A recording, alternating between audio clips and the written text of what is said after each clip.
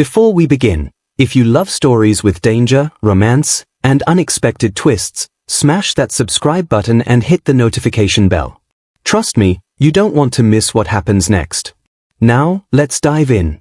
The moment Olivia Chen sprayed the vintage perfume she'd found at a dusty London antique shop, she had no idea she'd just painted a massive target on her back. It was a Thursday afternoon, the kind of grey, miserable London day that makes you question all your life choices. Olivia had ducked into Marjorie's Curiosities to escape the rain, her designer heels squelching uncomfortably. She was a food blogger, not an adventurer, and the closest she usually got to danger was trying questionable street food for content. The perfume bottle caught her eye immediately, an ornate crystal thing with gold filigree and a label in faded Italian, Rosa Nera, Famiglia Moretti, 1952. How much for this? Olivia asked Marjorie, a woman who looked like she'd been running the shop since 1952 herself. Oh, that old thing? 20 quid, love. Been sitting here for ages. Probably dried up by now. It wasn't dried up. When Olivia tested it on her wrist back at her flat, the scent was intoxicating, dark roses, vanilla, something smoky and mysterious. She wore it to dinner that night, feeling inexplicably confident. What she didn't know was that Rosa Nera was no ordinary perfume. It was the signature scent of the Moretti family matriarch, a fragrance so exclusive only 3 bottles had ever been made. One had been buried with Nonna Moretti in 1952. One was locked in a vault in Milan. And one had been stolen during a heist in 1978. Alessandro Moretti was having a terrible week. As the head of London's most powerful Italian crime family, though he preferred the term entrepreneur with flexible ethics, he was used to problems. But this week had been special. His shipment of imported olive oil, definitely just olive oil, officer, had been seized. His cousin Giuseppe had gotten into a Twitter war with a rival family. And his mother wouldn't stop calling him about getting married. Alessandro, you're 36. I want grandchildren before I die. Mama, you're 58 and you just completed a triathlon. Then came Friday evening. Sandro was at the Golden Lion, a restaurant his family definitely didn't use for money laundering, they did, when he smelled it. Rosa Nera. His grandmother's perfume. Sandro's head snapped up so fast he nearly gave himself whiplash. There, 3 tables away, sat a woman with a black bob, red lipstick, and the most baffled expression as she photographed her pasta from 7 different angles. A food blogger. Wearing his dead grandmother's perfume. His bodyguard, Big Tony, who was actually quite short, but slightly below average height Tony didn't have the same ring, noticed his boss's reaction. You good, boss? That woman, Sandro said quietly, his Italian accent thickening. Find out everything about her. Now. Olivia was just finishing her carbonara review. The pancetta is crispy, the egg is silky, and honestly, I'd commit light crimes for this dish, when she noticed the man. Tall. Sharp suit. Cheekbones that could cut glass. And he was staring at her like she'd just stolen his cat. Their eyes met. Olivia quickly looked away, heat flooding her cheeks. She'd seen enough Netflix shows to know that when a man in a £1,000 suit stares at you in a suspicious restaurant, you don't make eye contact. You finish your wine quickly and leave. She signaled for the check. The lady's meal has been taken care of, the waiter said smoothly. Courtesy of Mr. Moretti. Olivia's blood ran cold. She knew that name. Everyone in London knew that name. The Morettis owned half the city, and the other half was too scared to admit it. She grabbed her bag and speed-walked toward the exit, her heels clicking frantically on the marble floor. She made it exactly 6 steps before the man appeared in front of her, seemingly materializing from thin air. Leaving so soon?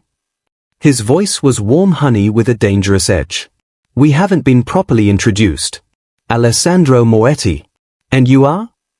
Lost, Olivia squeaked. Very lost. Wrong restaurant. My Uber's here. Bye. She tried to dodge around him, but he gently caught her wrist. Not threatening, just deliberate. Your perfume, he said softly. Where did you get it? Amazon. Olivia tried, her voice climbing 3 octaves. His dark eyes bore into hers. Try again.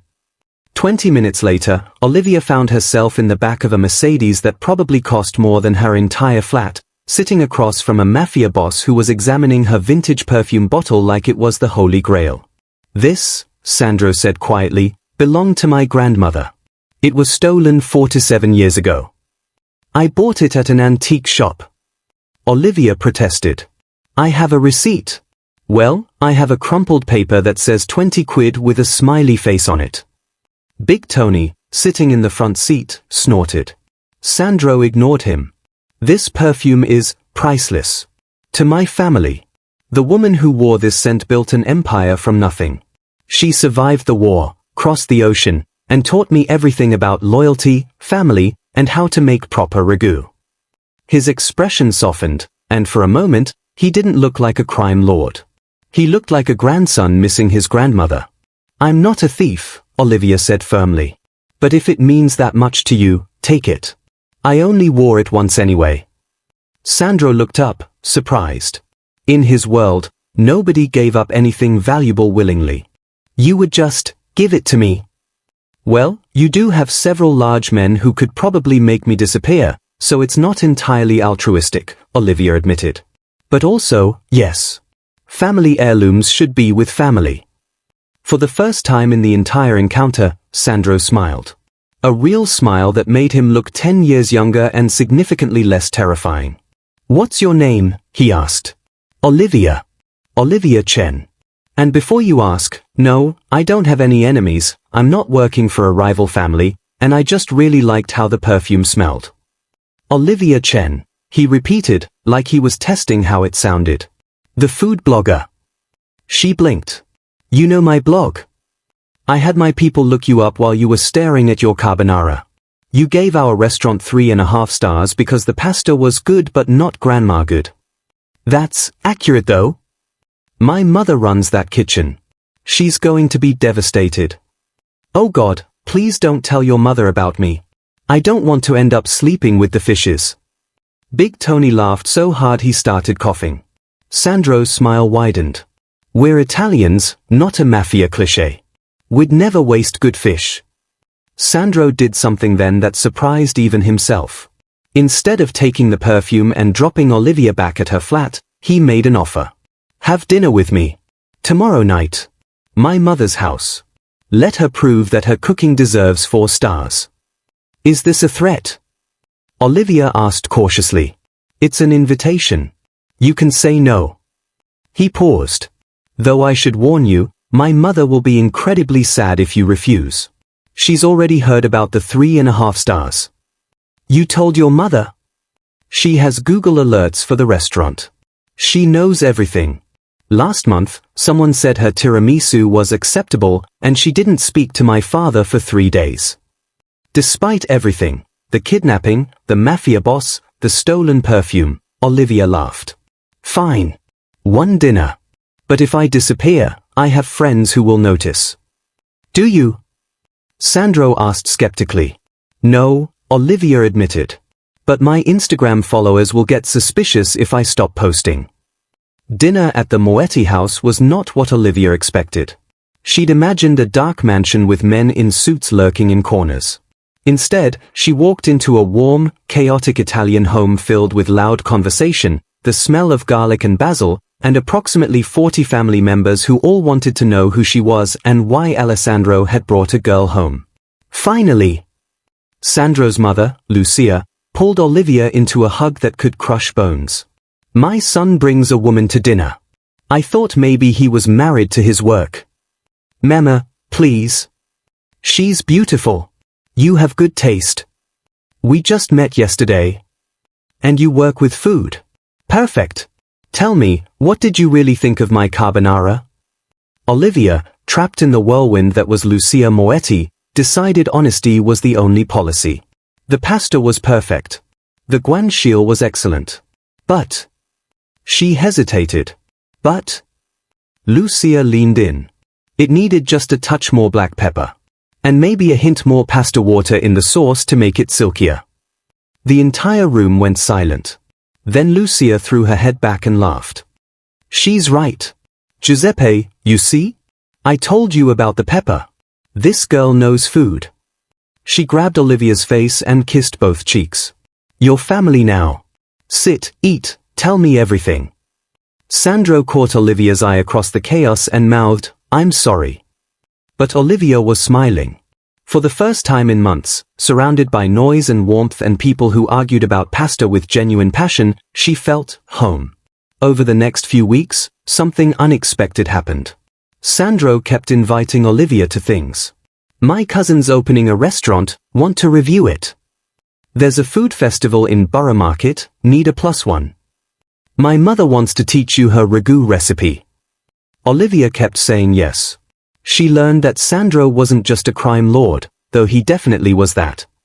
He was also a man who called his mother every day, who had rescued 17 stray cats over the years, and who had a master's degree in art history that he never talked about. Why crime, then? Olivia asked one evening as they walked along the Thames.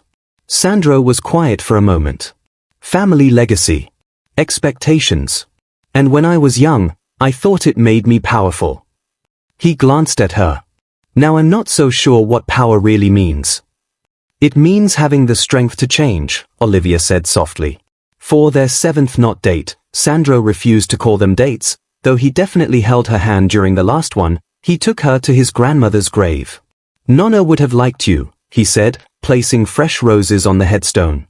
She always said a good woman should speak her mind, know her own worth, and never trust a man who can't cook. Can you cook? I make excellent pasta e fagioli.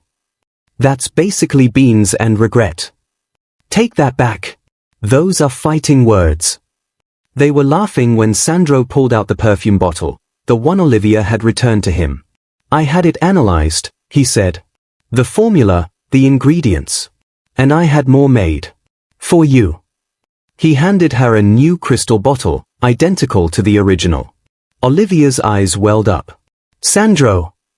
You gave me back something priceless. Something that connected me to my grandmother, my past, my family. I want you to have a piece of that too. I don't know what to say. Say you'll let me take you to dinner. A real date. Where I'm not accidentally kidnapping you. Olivia laughed through her tears. The bar is quite low, but yes. Yes, I'll go on a real date with you. 6 months later, Olivia's food blog had exploded in popularity, mostly because she'd started featuring authentic Italian family recipes.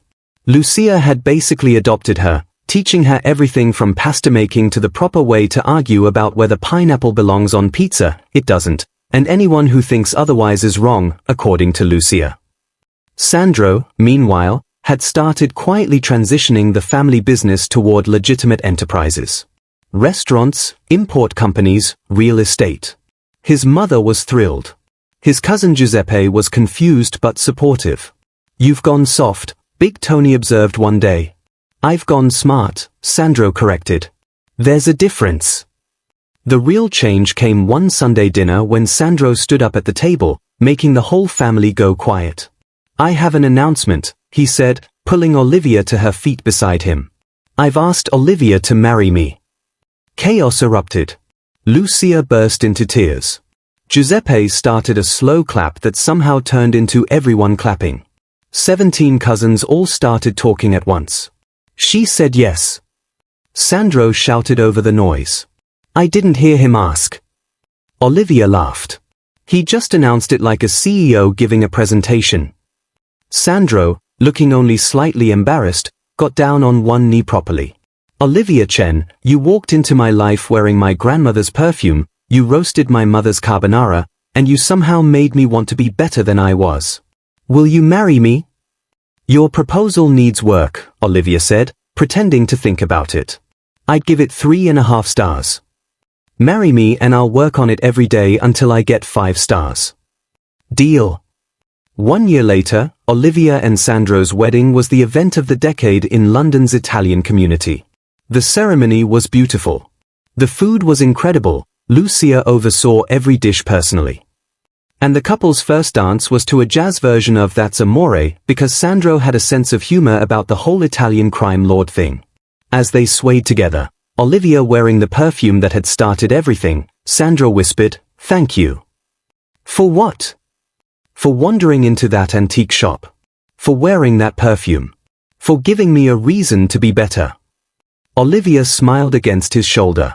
Thank you for not actually making me sleep with the fishes. We're never letting that go, are we? Never. I'm going to bring it up at every dinner party. Remember when my husband kind of kidnapped me? You're going to be a terrible wife. You're going to love every minute of it. And he did. Because sometimes the most dangerous thing you can do is wear the wrong perfume at the right time. Or maybe it was the right perfume at the right time. Either way, Olivia Chen went from food blogger to mafia wife, legitimate business wife, Sandro insisted, because she liked how something smelled in an antique shop. Life, as it turns out, is better when you follow your nose. Don't forget to subscribe, like, and turn on post notifications so you never miss a story. What should I write about next? Mafia romance? Secret royalty? Time travel drama? Let me know in the comments below. Love you all. Red Heart Hash.